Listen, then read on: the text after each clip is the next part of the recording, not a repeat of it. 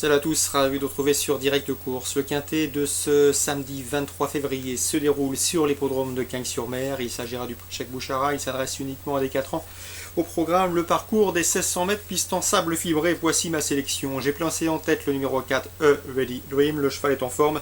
Il avait bien gagné à Deauville début décembre. Il a confirmé le 22 janvier à Cagnes. C'est un lauréat en puissance. Il a vraiment pas mal d'atouts dans ce jeu, un protégé de Rodolphe Collet. On lui posera le numéro 3 chez Laurent, autre cheval confirmé en semblable société, qui dépend lui de l'entraînement de Robert Collet. Seul son numéro 14 en dehors dans les stalles de départ pourrait lui jouer des tours.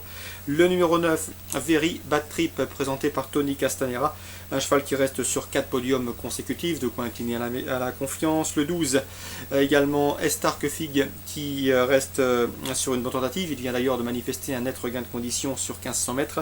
Le numéro 2, c'est Saphirside, il effectue une rentrée, mais connaissant le sérieux de l'entraînement de David Maga, mieux vaut s'en méfier d'emblée. Le 1, Louvain, c'est le top weight de cette épreuve, mais attention, le cheval reste sur un succès sur le parcours des 1500 mètres cagnois, preuve de sa bonne forme actuelle. Ensuite, pour venir pimenter les rapports, je penserai au numéro 18, Glorious Eagle, qui à mon avis a le profil du parfait trublion en puissance. Et le 17, c'est Ultra Uphill, qui vaut beaucoup mieux que ne l'indiquent ces derniers classements. Il pourrait bien venir pimenter le quintet plus. 4, 3, 9, 12, 2, As, 18 et 17.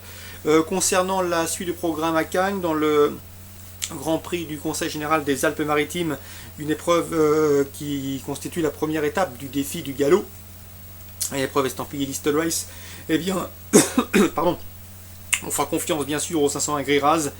2 courses pour lui cette année, 2 probants succès à Cagnes-sur-Mer. Cette course constitue pour lui un objectif. Il a gagné les préparatoires avec facilité, difficile de ne pas l'imaginer sur la première marche du podium.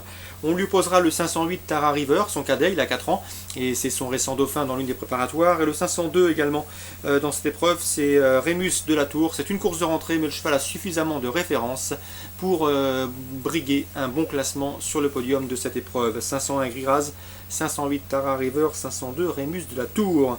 En réunion 2 à Enghien, sachez que j'ai pu m'entretenir avec Hugues Lévesque qui présente le 607 Texas de Liton. Le cheval reste sur une excellente deuxième place, donc ce jour-là il avait été obligé de partir dans le dos d'un autre pour avoir occasionné un faux départ.